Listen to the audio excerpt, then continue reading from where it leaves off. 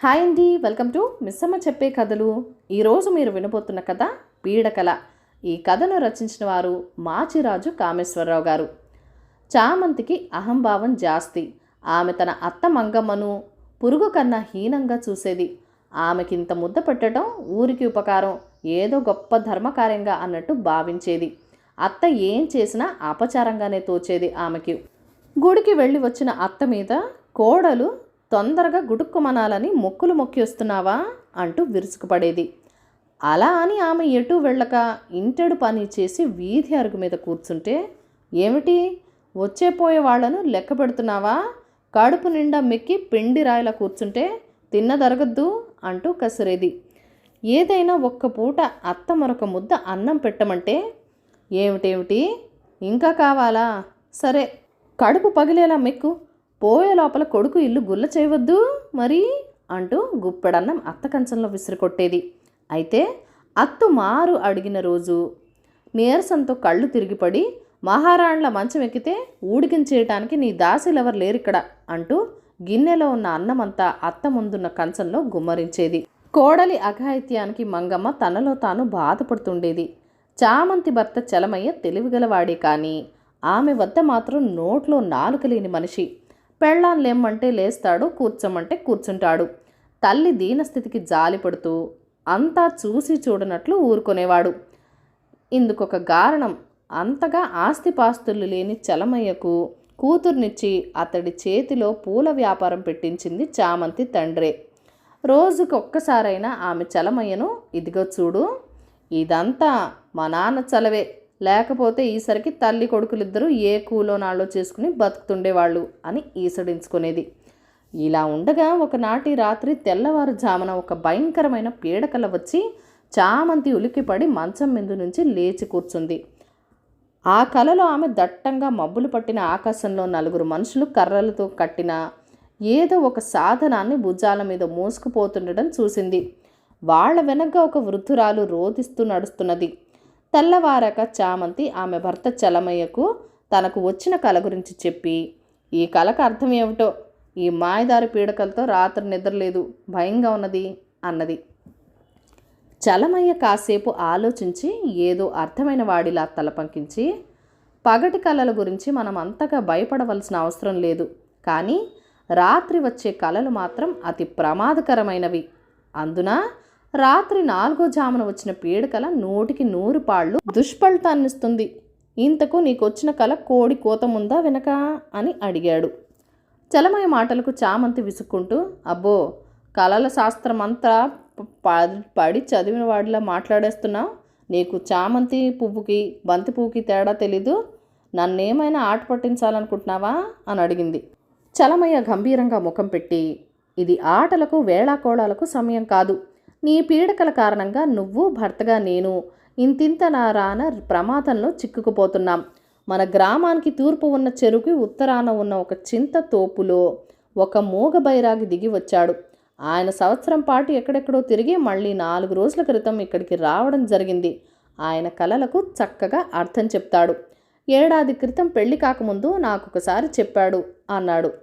చామంతి ఆశ్చర్యపోతూ, అప్పట్లో నీకేదైనా పీడకలు వచ్చిందా అని అడిగింది. పీడకల కాదు, మంచి కలే అన్నాడు చలమయ్య. మంచి కల ఏమిటది అన్నది చామంతి. అయితే విను మరి, విసుగు అనిపిస్తుందేమో అంటూ చలమయ్య గొంతు సవరించుకుని, కలలో నేనొక సుగంధాలు వెదజల్లుతూ నడుస్తూ వెళ్తున్నా ఒక అందాల రాశిని అనుసరించి నడుస్తున్నానట. ఆమె నన్నొక పూదోటలకు తీసుకుపోయి హఠాత్తుగా కనబడకుండా పోయింది అన్నాడు. మంచి పని చేసింది, అదృష్టవంతరాలు అంటూ చామంతి చిటికలు వేసింది. అలా అడ్డు మాట్లాడకు, ఆ కల గురించి ఆ మూగ భైరాగికి చెప్పాను. ఆయన చాలాసేపు ఆలోచించి, నేను పెళ్లి చేసుకోబోయే అమ్మాయి నా జీవితాన్ని నందనవనం చేస్తుందని, ఆమె పేరు కూడా ఒక పువ్వు పేరే అయి ఉంటుందని చెప్పాడు. ఆ భైరాగి చెప్పింది అక్షరాలా నిజమైంది కదా అన్నాడు చలమయ్య. నిజమే అయింది, నువ్వు అదృష్టవంతుడివి. అది సరే, ఆ బైరాగి మూగవాడంటున్నావు, మరి ఇదంతా ఎలా చెప్పాడు అని అడిగింది చామంతి అనుమానంగా.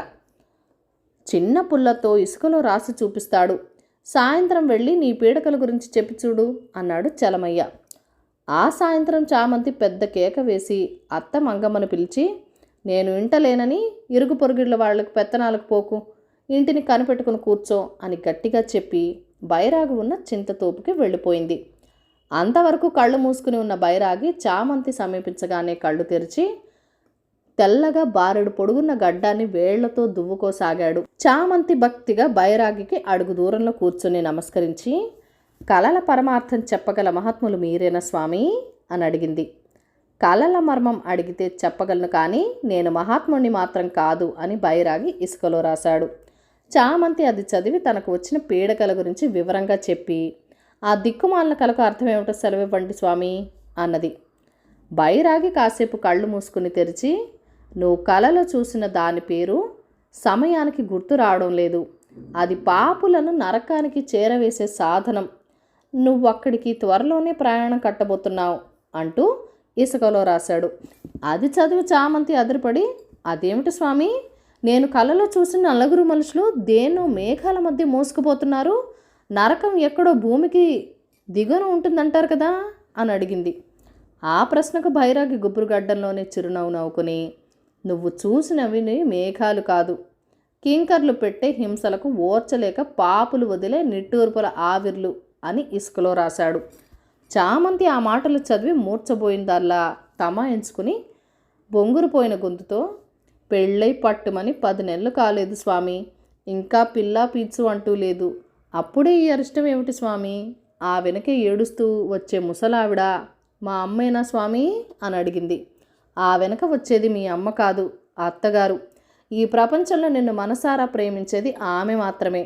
తన ఒక్కగానొక్క కొడుకుని తన తదనంతరం ప్రేమగా కనిపెట్టుకుని ఉండి తన వంశాన్ని నిలబెట్టే నువ్వంటే ఆమెకు అపరిమితమైన ప్రేమ.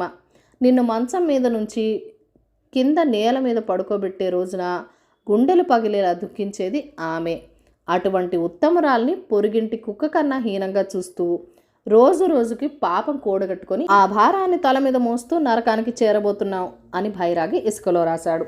అది చదువుతూనే చామంతి పశ్చాత్తాపంతో కళ్ళ నీళ్లు పెట్టుకుని, స్వామి, నా పాపానికి ప్రాయశ్చిత్తం లేదా, ఈ గంట నుంచి గట్టెక్కే మార్గం తమరే చూపించాలి అన్నది.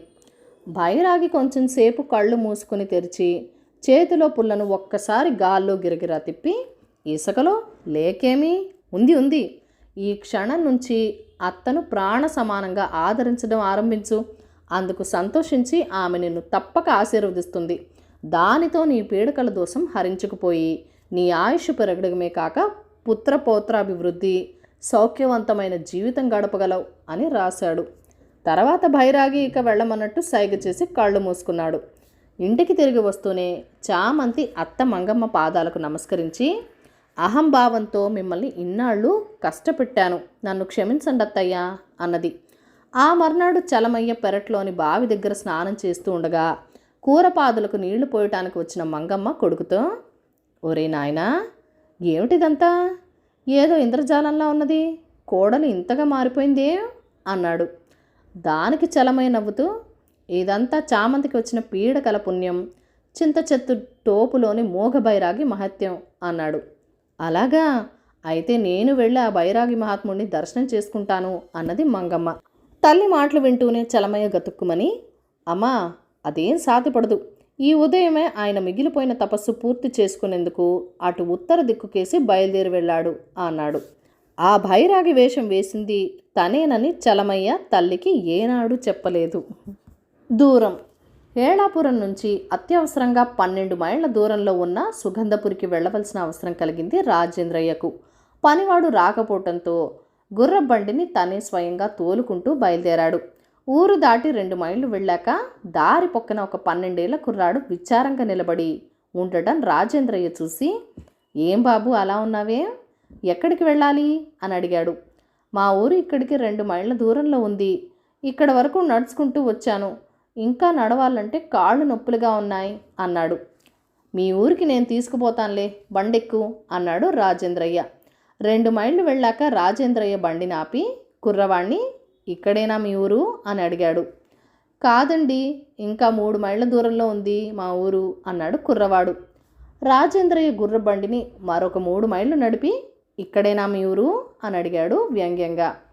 కాదండి, ఇంకా 6 మైళ్ళ దూరంలో ఉంది మా మేనమామ ఊరు. మీరు నన్ను మొదట బండి ఎక్కించుకున్న చోట నుంచి అటు వెనక్గా మా నాన్న అమ్మ ఉండే ఊరు 2 మైళ్ళే. నేను అబద్ధం చెప్పలేదు అన్నాడు కుర్రవాడు. ఇది విని రాజేంద్రయ్య నిర్ఘాంతపోయాడు. ఈ కథను రచించిన వారు కోనే నాగవెంకట ఆంజనేయులు గారు. కథ కంచికి మనమింటికి. ఈ కథను లైక్ చేయండి, షేర్ చేయండి. మన ఛానల్ని ఫస్ట్ టైం చూస్తున్నట్లయితే కనుక ప్లీజ్ సబ్స్క్రైబ్ చేసుకొని మీ సపోర్ట్ ఇవ్వండి. మీ అమూల్యమైన ఫీడ్బ్యాక్ అండ్ సజెషన్స్ నాతో కామెంట్ సెక్షన్లో కూడా షేర్ చేసేయండి. మన వీడియోస్ని లైక్ చేయండి, అలానే మీ ఫ్రెండ్స్ అండ్ ఫ్యామిలీకి కూడా షేర్ చేసి ఆనందించండి. Thank you for watching. Bye bye.